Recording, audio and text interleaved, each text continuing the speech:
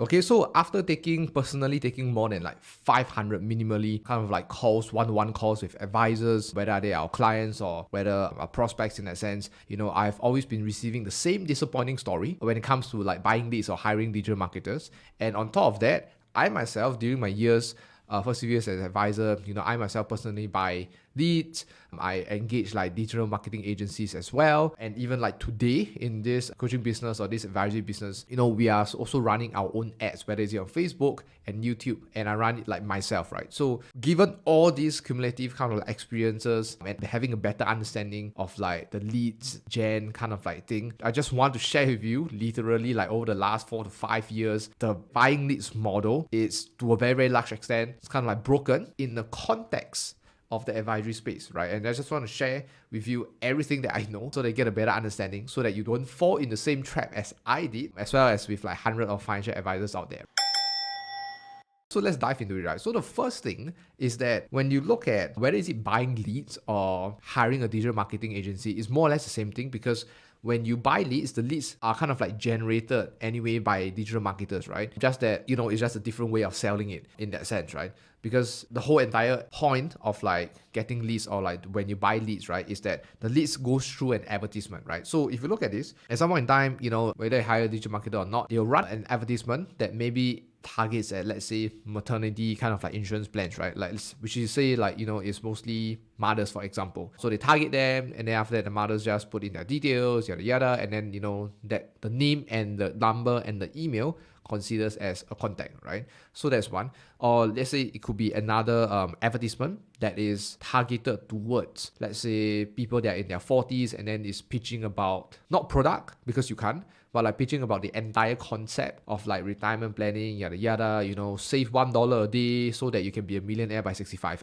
the kind of advertisement, right? So it usually comes with through an advertisement, with some copywriting and all that stuff, right? So this is like the fundamentals of advertising and how you want to get leads. The main problem in the advisory context is that most of these advertisements are generic, right? Most of these advertisements are generic, right? And what's the problem with that? I mean, it's obvious, right? If you are running a generic advertisement, you're going to have people that just randomly put it in because all the advertising agencies are running that kind of like same kind of like advertisements, right? And then the question here comes whereby, why can't it be more like specialized, or why can't it be a little more different? And the answer to that is very, very simple. In fact, it's not even like your digital marketer's fault, right? The answer to that, right, is because in your own country, or especially here in Singapore, there's regulations, right? There is regulations by MAS or whatever regulatory authority in your country, right? Maybe it differs for yours, but like at least in Singapore, there is a huge regulation that you can't put like your face on the advertisement, right? You can't sell a product on the advertisement. Then if you think about it, if you can't put your name on the advertisement and saying that, getting leads, you can't put your product out there to sell because it's just against regulations. And the only thing you can do is what? Put a generic advertisement, right? And the problem with that is that then when you have a lot of advertising agencies doing the same thing, the same consumer who watches all these advertisements on their Instagram stories, Instagram or even Facebook or whatever it is, will see the same kind of ad, which means to say that it's very difficult to get what we call quote unquote quality leads, right? What your agencies largely can do is to place variations of the same generic retirement planning, kind of thing. And therefore, one of the things that they usually love to do, because it's generic in nature, right? Which means to say not a lot of people will really click and whatnot. Therefore, what makes more sense is then they put a free gift. Does it make sense? They put a free gift. Sign up here and then you get a $5 Grab voucher. Sign up here and then you get some baby pack or something like that for mothers, right? Which makes sense, right? And I'll explain what's the problem with that, although it makes sense. Okay, but anyway, this entire kind of thing, right, is common throughout like all the marketers and agencies that you probably have met, and which are also doing the same thing, right? Because this is how like the system works. Okay, and it's not even like their fault, it's just they're just trying to do their best, right? In that sense. Okay, so that's the first thing, right? You have a generic advertisement that either put a free gifts, yada yada, that is generic in nature, and you have difficulty trying to differentiate yourself and get leads. Okay, so that's the first one. After they get a name and everything else, right, like I mentioned, you have a lot of they put a lot of free voucher, free gift, and stuff like that, right? So here's kind of like the problem. The first one is that because majority of the people are kind of more or less doing the same, you think about it, right? So especially in the last few years, pre-COVID times, there was a lot of people that, had a lot of other prospecting methods, right? There's roadshows, there are street prospecting, there's canvassing, there's door knocks, and all the 1,001 different type of traditional methods that was being able to allowed to be done, right? So when COVID happened, there's a huge portion of these advisors, their prospecting methods are kind of like gone, right? Where do you think they switch to? You can make a guess. The most likely they switch to online, right? If offline, they'll probably do cold calling, and even cold calling is a little bit more difficult nowadays, right? Because of PDPA issues and privacy stuff, it's getting a little bit more difficult. And so what happens? They go online, right? But hey, online, what do you have? You either have social media or you have running advertisements and buying leads. So the thing is that people can do social media, but a lot of them feel like, okay, it's taking a lot of time. It might take 6 months before you get a single passive lead in, yada yada. So what is the fastest solution? Running ads and buying leads. And this happens for like a lot of these people, right? Then the question you and I want to consider here is this. So if you look at the last few years, right, after COVID happened, like circuit breaker and everything else happened, the population of the country, at least Singapore, right, is still more or less the same. In fact, it might be kind of like declining, right? So that's number one. But the number of advertisements and advisors that go hire digital marketers and run ads increases. So what's going to happen? Population remains the same, but the number of ads goes up. This means that there is saturation. And the thing is that what it means is that your one consumer, your target audience, right, instead of maybe seeing one ad a day, they start to see like 5 different advertisements from different marketers, from different kind of like campaigns and stuff like that, right? And since they can't differentiate, remember, they cannot differentiate what's the difference between the first advertisement and the second, right? Because you don't have your face there, you don't have a handsome face, you can't use your beautiful face or whatever it is. You can only base on the generic advertisement kind of thing, right? Or based on maybe the attraction of the free gift. What happens is that usually they either don't sign up for anything at all, or they sign up for the ads, but they sign up for all. Because if ad number 1 to ad number 5 from different marketers and different advisors, right, provides a different gift, it just makes sense that like, you know, you the more free gift, the better, right? Like what's wrong with finding out more and like getting free gift, right? That's what, you know, the thought process and the behavior of the consumer when they do this. Now, what is the problem? The problem here is the frame of mind is different. It's kind of like idea, right? Like when you have all the free vouchers, free gifts and things like that, people sign up not because they want to hear a financial planning, concept presentation from you. They sign up because at the end of the day, they just want the gift. And hearing your financial planning stuff is merely a process through which they need to go through. You know what I mean? Like they are going through for the sake of going through it. Now, this might not be true for everyone. There might be some people that, you know, get convinced. There are some people that, hey, really do have an interest, right? So again, it still works, but it's just like a very minority of these people that are ready to buy kind of like buyers, right? There's kind of like the big issue here. And I mean, I haven't even going like a lot deeper, but you can kind of get what's the problem here, right? So that's saturated ads. And the thing is that once you get like the lead, right, we don't even talk about meeting them in the first place, but like once you get a lead, a number, a name and contact or whatever it is, right? And if you have been through this process yourself, you would know this process. You get 100 quote unquote qualified leads. And then what happens is that you start having a few problems when you start calling them, right? Number 1, they're going to tell you that, hey, it's the wrong number. Or number 2, they're going to say that, hey, they didn't sign up anything at all. Which makes you go question mark, right? Because you definitely have their name, email, and contact, right? But yet they say they didn't sign up, right? So either they're lying or someone else is lying, okay? So there's that. Number 3, they will say that, oh, you know, I'm not interested in it anymore. Or number 4, they have forgotten about you, and then they will ask the question of, oh, sorry, who is this and what is this about, right? And number 5, you get scolded. Number 6, they don't even pick up. Or like number 7, you have like, you targeted pregnant mothers, but then you got a male speaking to you in a foreign language. And then maybe a small percentage are people that, you know, truly says that, okay, you know what, I'm okay with meeting you next week, right? So out of these 100 people, maybe you can really only set like 5 appointments. Not too bad. But here's the next problem. When you set those 5 appointments next week, there's going to be at least 2 or 3 that's not going to meet you because as the day comes, right? They either go to you, they either fly your plane, you know, and things like that, right? So that's what usually happens, right? They usually have no show, right? So out of 5, maybe you kind of like actually meet 2, which means to say you bought 100 leads, you call 100, you only actually meet 2. And in fact, I think sometimes the track record for doing just cold calling might even be better, right? Now, it's either they no show or when they do show up, guess what happened? There's a misalignment because you want to pitch your concept presentation, you want to pitch your whatever product, but more often than not, they are listening because they just want their free gift. And you can't blame them, right? Because this is something that you have promised. The challenge here for advisors when you're going for this kind of appointment, right, is that the challenge is not about pitching your product or pitching your concepts. Your challenge here is to shift their frame of mind from thinking about a free gift to the concept presentations and the product and the things that you're saying, right? Shift their interest from the free gift all the way until to what you have when it comes to financial planning, which is the most difficult thing. And if you have been through it, you probably know what I mean, okay? So that is that, right? So there's misalignment.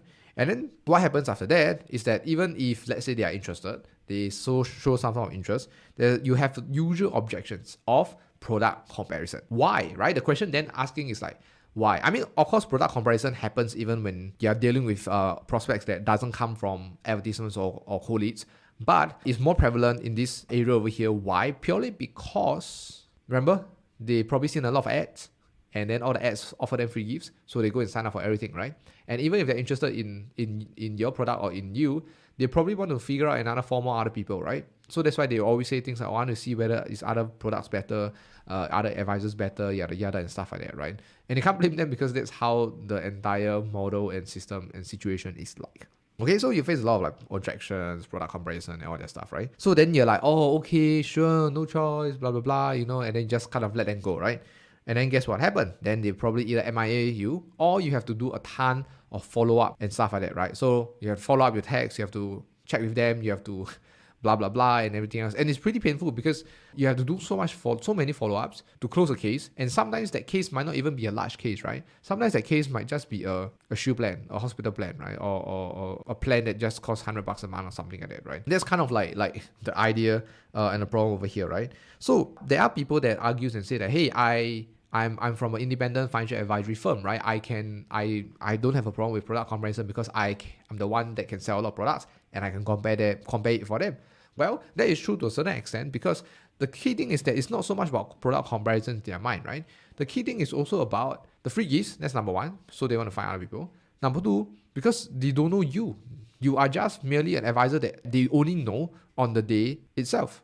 Right? The most they get some text messages from you, but they only kind of like know you on the day itself, you see, right? So they can't trust you on the spot, which means to say that they probably want to see other advisors since there's options and they've already decided to meet other people, right? So it might even be less of the product, but more about the person itself. That's kind of like the whole shebang here, and all these problems here. And then guess what? Once the MIA, they ghost, and then you end up repeating the cycle again and again, right? And then your manager will probably tell you, hey, you know what, it's just a numbers game, you just need to keep calling. Your digital marketers will tell you, hey, it's not our fault. Sometimes people put in the number and everything else, we try our best already, this is the way it is, right? And guess what, you suck it up and then you repeat the entire cycle all over again, right? And sometimes you go through it because you already bought the leads, right? So there's a sunk cost fallacy, hey, I don't want to waste it. And then you continue to do it all over again, right? So, and then you have to repeat the entire cycle. And guess what, because if it doesn't work out in the long run, you will feel tired, you feel exhausted, and you will start to conclude that, hey, it's a leads problem. Can you see? Like through this entire thing, hopefully you can tell that I'm breaking down like what's the entire process and everything else, right? And this is literally collated and consolidated for 500 over advisors, of which probably like a good at least 60% of them, right, have engaged in digital marketers or buy leads before, like at least, because we have like CRM and then like we literally put all this information in, right? Like I hope that kind of like shed some light on this buying leads kind of thing right now. And like the truth is we haven't even talked about like other factors that affect this entire situation here, right? Because when it comes to the advertisement lead generation kind of thing in the marketing world, first of all, there's regulations in terms of compliance, right? That's number one, with your own compliance and with the government's compliance. The second thing is that we haven't talked about things like ads fatigue, right? Because too many people see it and they get runs out, and then your agency have to start building another generic ad that is generic again, right? And then you haven't talked about like the cost involved in this entire buying leads thing, because not only are we talking about money, buying leads, going down this entire rabbit hole, but we're also talking about the time, the attention, and the bandwidth that's also invested into this entire thing, right? That's another area to look at, right? The opportunity cost plus the tangible cost that you're paying, right, is actually quite a lot. We haven't even talked about like, okay, cool, if you feel not motivated, you feel like, this is shit and everything else, and then you feel stuck again and everything else, that's going to like waste so much of your time, right? The sad truth here is that like, it's not that buying leads don't work at all. Like they do work to a certain degree, but if you really realize, I mean, if you're new in the industry, I think you probably want to ask your colleagues, but for some of you over here who's watching this video, that's really like 6, 7 and more, right? Like few years in the industry, you know that there are people who got lucky, right? But usually you don't really hear a lot of people, and I don't really hear a lot of people at all, in fact at all, that says that, hey, I did my MDRT for 5 years because of leads generation. You know what I mean? Because I did cold calling, I buy leads and everything else, I keep doing MDRT every single year. right? At least not that I know of, right? And maybe you do, but I don't think it's a huge percentage as well, right? So it's not even a sustainable method to get your awards or income, right? And then you spend money and everything else, right? So I can tell you that the sad truth is that the entire idea of buying leads is for advisors who are really in for the quick buck, right? Because the entire, remember the equation, more leads equal to more appointments equal to more sales, right? And the problem is not with your marketers, the problem is not with the leads or whatever it is. The problem is that the context, right, in which this equation just doesn't work. In my world, or like where I can put my face out there, I can write copies, I can write whatever I want, and I can sell my product, I can talk about everything, right? That's within regulation of Facebook or YouTube or whatever it is. I attract a lot more, and we can attract a lot more leads, we can nurture them, we have a system, blah, blah, blah, and it's a very, very huge ass thing, right? It's not just about putting in the number, right? It's about nurturing them, there's email sequences, there's follow-ups, there's blah, blah, blah, blah, blah, such that they even want to show up in the first place. So this is a lot of work for an advisor, and like most marketers, when you hire them, they won't go through this entire chain and this entire system. Again, after watching this, you might not want to believe me and still want to go ahead and try it, and that's fine, right? But maybe it work out for you, and I hope it does. But the event that it doesn't, just let me know that I'm kind of right. So I hope this is of value to you, and I'm just sharing this genuinely because I do not want you to fall into the same trap. I do not want you to fall into this, I just want to buy the fish. I just want people to give me the fish, instead of learning how to fish. Because what's more important, at least my point of view, is that this is marketing. This is about getting appointments, right? When you outsource your marketing, your appointment generation thing to other people, you literally give up control over your livelihood. Does it make sense? Because the ability to have appointments, to meet people, you're literally giving up to some marketing agencies that, don't actually really care about your livelihood, right?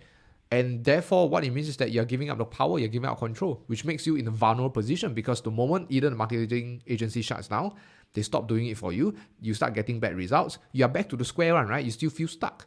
Because then you back to the same thing of okay, cool, then maybe I need to cold call instead. Versus if you already have the skill set to fish, you already have the skill set to know how to get referrals, how to go for appointments, how to talk to people, how to pitch, etc., then you'll be more empowered in that sense, right? And know that whatever happens, you have the skill sets within you to help you earn that income or help you to get that livelihood or whatever desires that you want. Okay, so I hope this video is helpful for you, and I'll see you in the next one.